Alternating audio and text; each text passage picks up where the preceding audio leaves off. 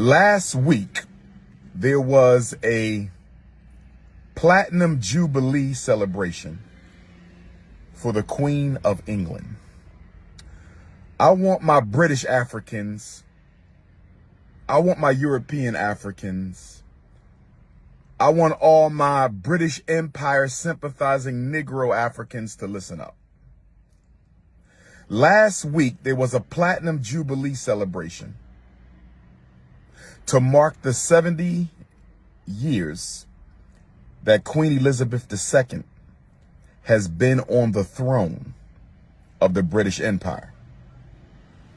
Platinum Jubilee celebration marking 70 years that Queen Elizabeth II has been on the throne in the United Kingdom.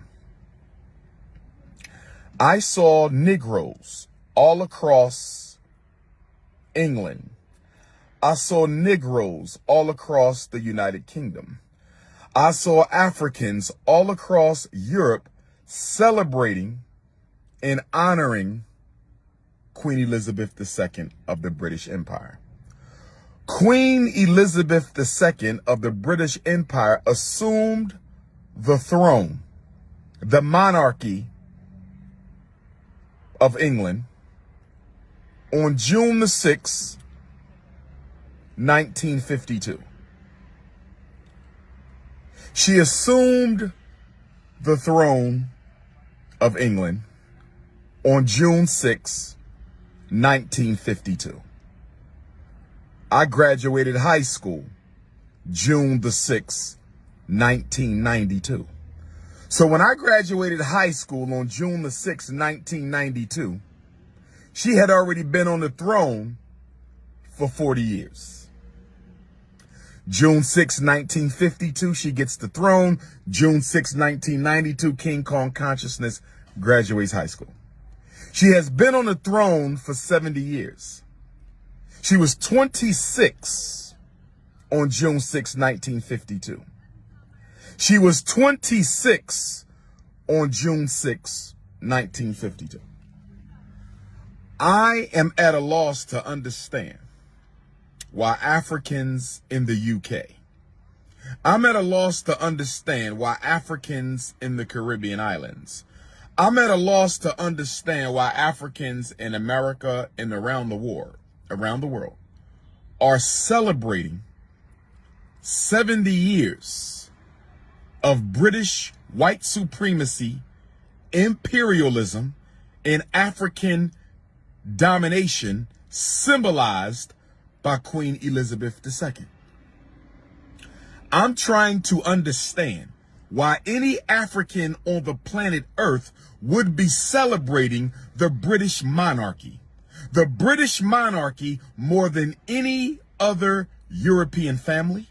The British monarchy more than any other enslaver of African people is responsible for the greatest number of enslaved Africans.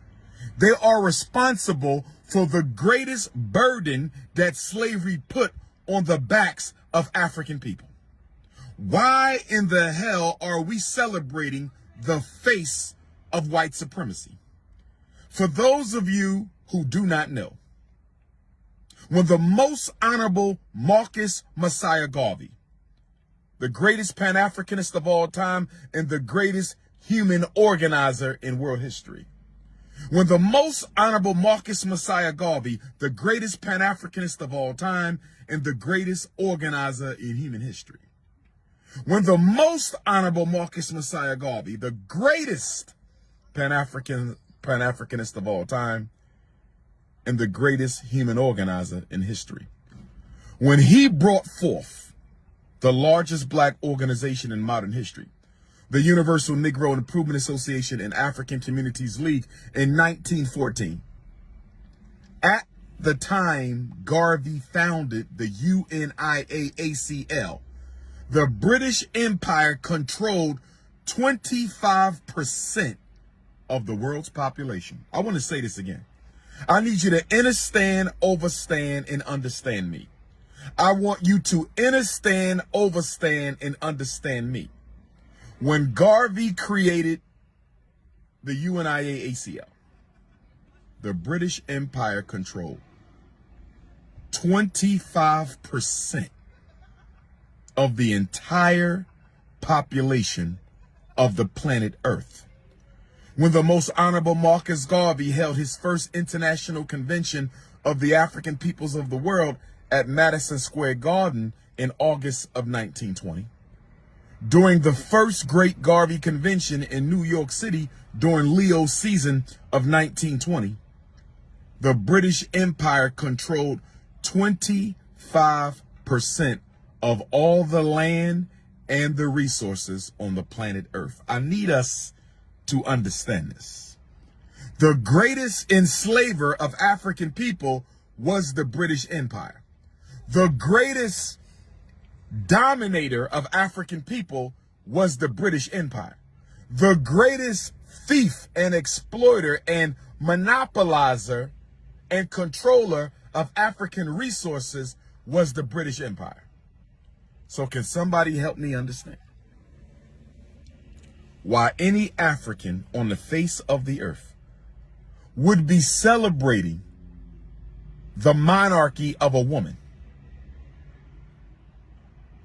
who, during her reign as the Queen of England and the monarch of the British Empire since the age of 26, June 6, 1952, Queen Elizabeth II was on the throne when Dedan Kimathi of the Kenyan Land and Freedom Army was assassinated. Let me say this again, because y'all don't understand, overstand, and understand the Prince of Pan-Africanism right now.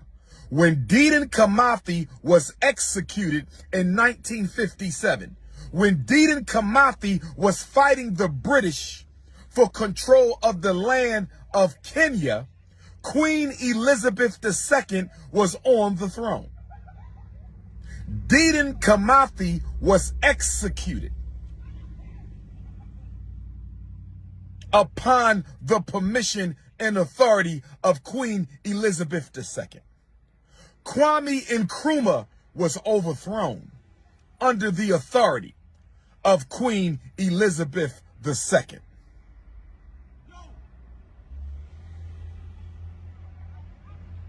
Chris Ani of South Africa was likely executed under the authority of Queen Elizabeth II. Steve Biko's murder,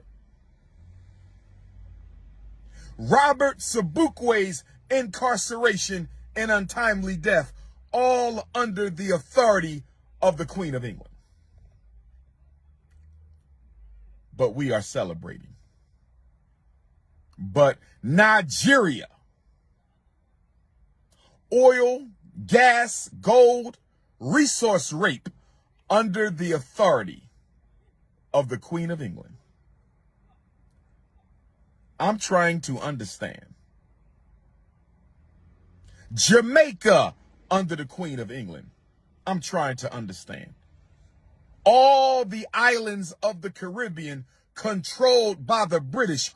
All the countries in Africa controlled by the British. And we are celebrating.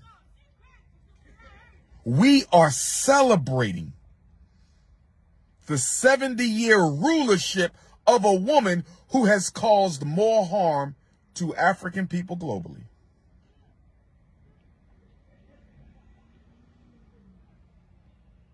We are celebrating the rulership of a woman who has caused more harm to African people globally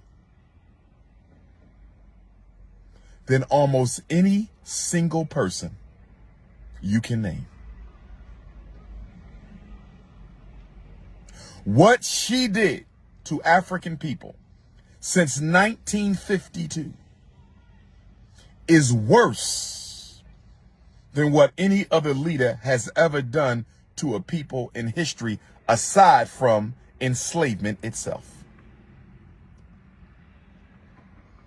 And if you want to say she's only the face, she don't make the decisions, well, she damn sure didn't stop it either. She didn't stop the assassination of Dedan Kimathi. She didn't stop the torture of the Kenyan Land and Freedom Army. She didn't stop the overthrow of Osajafo, Dr. Kwame Nkrumah. She didn't stop the murders of Steve Biko, the incarceration of Robert Sobukwe. So many African leaders around the world lost their lives as a result of Queen Elizabeth II. And we got the authority. And I see Negroes in the chat defending the Queen.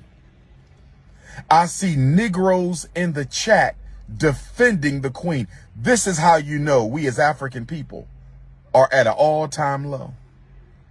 This is how you know that we as African people are at an all-time low.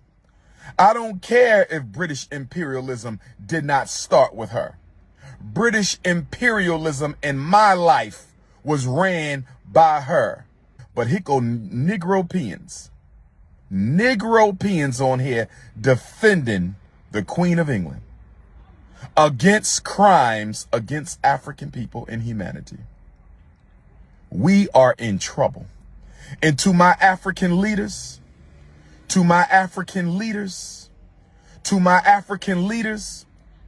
you should be embarrassed. To the former and current British colonies in the Caribbean islands, you should be embarrassed. To my African leaders in Africa of the former British colonies, you should be embarrassed to be celebrating the Queen's Jubilee when that woman oversaw the execution, the torture, the massacre, the lynchings, the castrations, the incarcerations of black people for the last 70 years.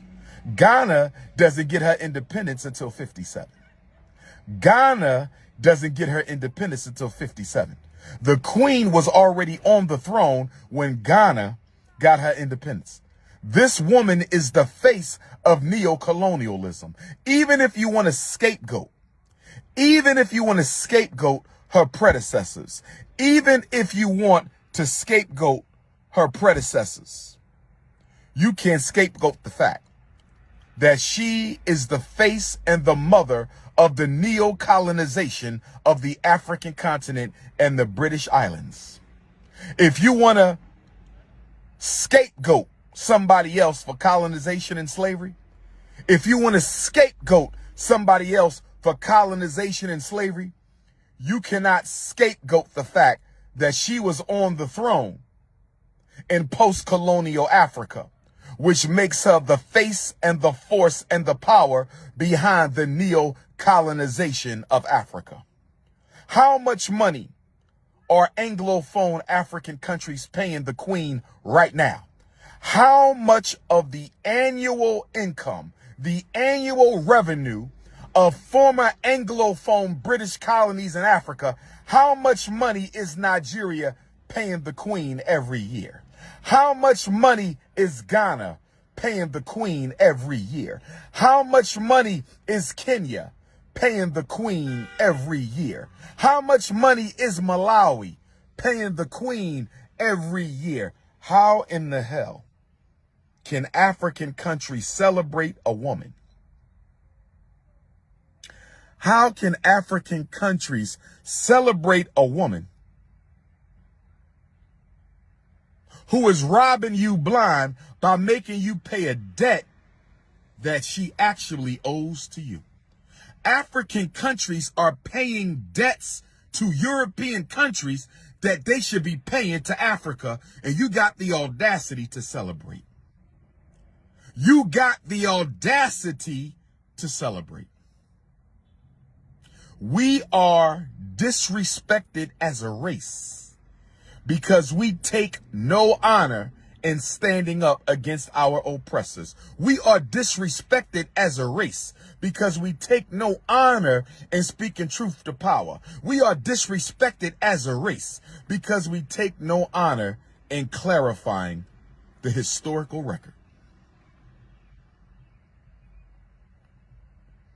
Brothers and sisters, I suggest you get a book on African colonization and you study African colonization from 1952 to 2022. I want you to get a good book on the history of neocolonialism. Read Osagyefo, Dr. Kwame Nkrumah's Neo-Colonial. Read it. Why are we celebrating a woman who's responsible for the rape and oppression of millions? Africa is in the condition she's in right now because of the Queen of England. Africa is in the condition right now because of the Queen of England. Y'all want to know why Africa is so backwards? Shout out to my Africans. Let me defend my continental African brothers and sisters right now. Let me defend my continental African brothers and sisters right now. Let me defend my continental African brothers and sisters right now. The reason Africa is still in the condition she is in 70 years later, 70 years later, it'll be 70 years since Ghana's independence in 2027. 65 years later, Africa's still in the condition she's in because the Queen of England are making the former British colonies pay reparations to Britain. How in the hell can an African country be forced to pay reparations to the country that enslaved her people, dehumanized her people, destroyed her culture, raped her resources, dominated her land? And the former British colonies of Africa are paying reparations to the British Crown. How in the hell is that even possible? How in the hell is that even possible? And we want to turn around and honor the woman who sits on the throne of global white supremacy. Honor the woman who is the face and the figure and the force behind global African oppression right now. The British Empire controlled 25% of the world's people in 1914. The British Empire controlled 25% of the land and resources of the entire earth by 1920. And we got the audacity to act like this woman was some sort of blessing to African people. Let me say this. A historically ignorant people have no right to be free. A historically ignorant people have no right to be respected. A historically ignorant people have no right to independence. Are we going to laugh at our ancestors' pain like that? Are we going to turn a blind eye to the millions of black women who were raped by soldiers of the British Army? Are we going to act like we don't know that they castrated black men, forced them to be slaves on their own island, sent tens of millions of us into slavery, into foreign land? And we want to stand here and celebrate the platinum jubilee of a white woman who represents the face of British imperialism and global white supremacy? Brothers and sisters, come on. Brothers and sisters, come on.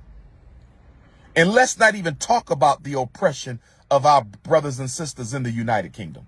Let's not even talk about the unemployment in the United Kingdom for black people.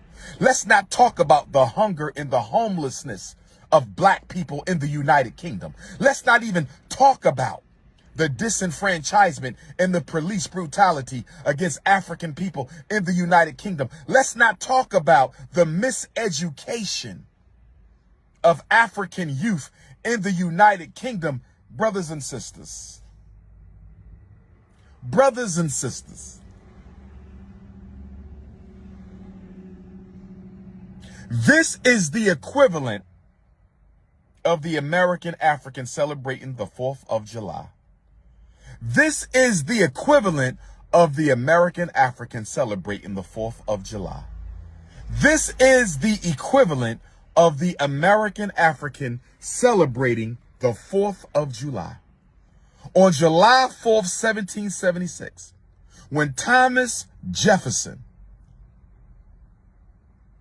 issued the Declaration of Independence, a man who owned hundreds of Africans, a man who owned hundreds of Africans, when they read the Declaration of Independence on July 4th, 1776 from Independence Hall, right here in Philadelphia,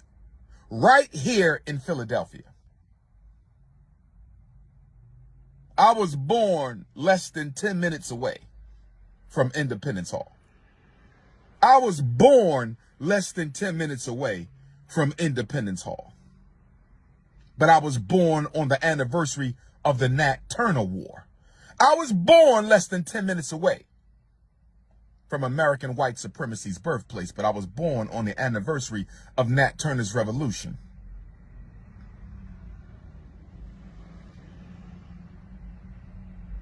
While they read the Declaration of Independence, right here in Philadelphia, millions of Africans were being enslaved. Millions of Africans were being dehumanized. Millions of Africans were being oppressed. But yet on July 4th, you can find Negroes in every city in America. You cannot go to a city in America on July 4th. You cannot go to a city in America on July the 4th and not find Negroes celebrating the independence of their slave master.